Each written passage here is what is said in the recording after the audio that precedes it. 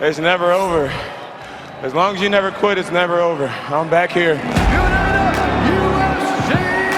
light heavyweight champion of the world, John. Many years have passed since the first arrival of the young warrior into the cage. Not everyone would know it would be the beginning of a new era in the light heavyweight division, one of the most successful careers and one of the longest reigns in the MMA world. Today we're going to see on MMA Wired the era of Controversy King, the legend annihilator, the governess of the MMA GOAT. So make sure to hit the like button and subscribe to our channel. So sit back and enjoy. This is the tale of Jon Bones Jones. Jon Bones Jones! Long before performing in the big arenas, Jon Jones was born on July 19, 1987 in Rochester, New York. He grew up as one of 4 children in a religious and athletic family. Unlike his brothers who found themselves in American football, he did not find passion in team sports. Instead, Jon discovered himself in wrestling, becoming the state champion in 2005. Jones' father, Arthur, was a pastor at Binghamton Church. Like every other caring parent, he tried to discourage his son from his fighting career, advising him to become a pastor. But like every other wayward child, Johnny Boy did not listen to him. Jones went through a tragedy at a very young age when his older sister died of a brain tumor before his 18th birthday. The background story of his famous chest tattoo, Philippians 4:13, was her favorite quote from the Bible, now forever imprinted on her young brother's chest. Jones' family was blessed with athletic genetics, but due to his slight frame, his football coach nicknamed him Bones. Jones went to Morrisville State College to study criminal justice, but he was forced out to pursue his MMA career. And this is where history begins. Jon Jones made his MMA debut on April 12, 2008. He had his first 4 fights in 4 different organizations in less than 1 month. He raised his record to 6-0 in 3 months by finishing all his opponents, knocking out and submitting everyone on his road to UFC. Defeating Moses Gabin in TKO in the second round at BCX 5 for his first light heavyweight title. At a very young age, Jones quickly climbed the world's rankings. Bones made his UFC debut on August 9, 2008. 6 months after he started to compete professionally, he accepted the fight against Andre Guzmão as a replacement fighter at 2 weeks' notice, winning it by a dominant unanimous decision, displaying his spinning elbows and wrestling background. Jones kept fighting actively, defeating the veteran Stephen Bonner by unanimous decision and tapping out Jake O'Brien, both wins in 2009. On December 5, 2009, Jones took on Matt Hamill, dominating him with wrestling and mauling him with strikes from full mount position. Jon got the point deduction because of prohibited downward elbow strikes, and Hamill could not continue to fight because of his dislocated shoulder after being taken down by Mr. Bones.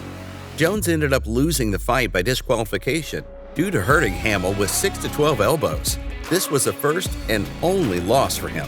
It is up to the Nevada State Athletic Commission to overturn the loss and give Jones a perfect record he rightly deserves. Jones did not back down after his controversial loss.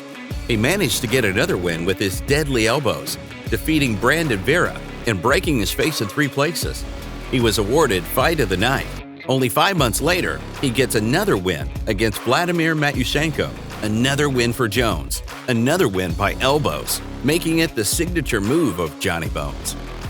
After the fight, the UFC authorities informed Jones that he would get a title shot if he finished the next 2 fights. On February 5, 2011, Jones faced the undefeated Ryan Bader, giving him his first professional loss by a guillotine choke in the second round.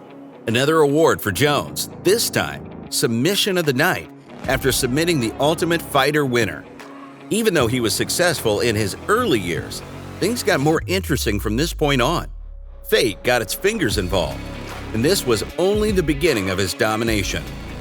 He had to replace his training partner, Rashid Evans, in a scheduled title fight against the light heavyweight champion and the MMA legend, Mauricio Shogun Rua, the Pride veteran against the 23-year-old kid from Rochester.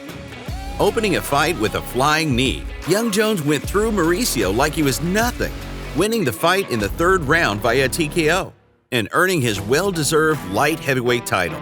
After his performance, He became known in the history books as the UFC's youngest champion. The story continued when Jones got his hand injury, but that did not stop him in his first title defense against Quinton Jackson, defeating him in the 4th round by a near-naked choke. Jones was supposed to meet Rashid Evans in his 3rd title defense, but unluckily, Rashid got injured again and was forced to pull out of his 2nd title shot. Instead, Lyoto Machida jumps in to challenge Jones. Unfortunately for the Dragon, after rocking Bones in the 1st round, he was brutally choked unconscious in the 2nd round by guillotine submission. Rashad finally got a shot at the light heavyweight king, but like the rest of the fighters, he could not dethrone him. After fighting Rashad, the UFC had some difficulties with booking the next fight for the champion, some of them for being on short notice, like Chael Sonnen, as a replacement for the injured Dan Henderson 3 days before the fight. Lyoto Machida's rematch was also canceled due to a lack of time for training preparation for the Dragon. Jon Jones finally got another chance to defend his throne, this time against Brazilian phenom Vitor Belfort. Vitor had a close chance of cementing the champion with a tight armbar in the 1st round, putting Jones in a difficult situation for the first time after many fights. But Jon Jones successfully got the Americana submission over the Jiu-Jitsu black belt, earning another dominant win and submission of the night award. Next up in the line was Chael Sonnen. It is safe to say that Jones had zero interest in this fight. Despite Sonnen's relentless call-outs and provocations, Jones gave him the silent treatment out of the cage, finishing him with the TKO and getting another title defense to his name. Jones faced Alexander Gustafsson in a 5-round war in one of the greatest title fights ever.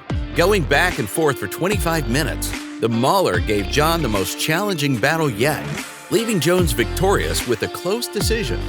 After beating Glover Teixeira, Jones was supposed to get a rematch with Gustafsson, but Gus was forced out due to an injury, leaving a spot for Daniel Cormier to fill in the blank. This, ladies and gentlemen, is how one of the greatest rivalries ever was born. After being the first man to take the infamous wrestler down, Jon Jones won via unanimous decision, but it was later revealed that Jones failed a drug test 1 month before the fight by being positive for cocaine. After this incident, things started to go in the wrong direction for Jones. Suddenly, all the bad stuff came crashing down, and Jones found himself in the center. He was called out because of his failed drug test and even criticized for his eye pokes and lethal oblique kicks. And like that mayhem wasn't enough, Jones was caught for the hit-and-run conviction in 2015. Jones was stripped of the title and got suspended by the UFC. In the meantime, Cormier replaced Jones in the vacant title against Anthony Johnson and finally won the title, but DC got injured quickly after that. He was supposed to meet the Bones inside the cage, but got replaced by Ovince St. Preux. Jones won the decision as expected. The rivals were supposed to meet later in 2016, but Jones got suspended and stripped of the title for the 2nd time, again for doping violations. It was tough to be a Jones fan after that. 1 year after the suspension, at long last, the two champions finally met on the battlefield, and DC gets his long-awaited chance for revenge, only to be knocked out by a head kick in the 3rd round.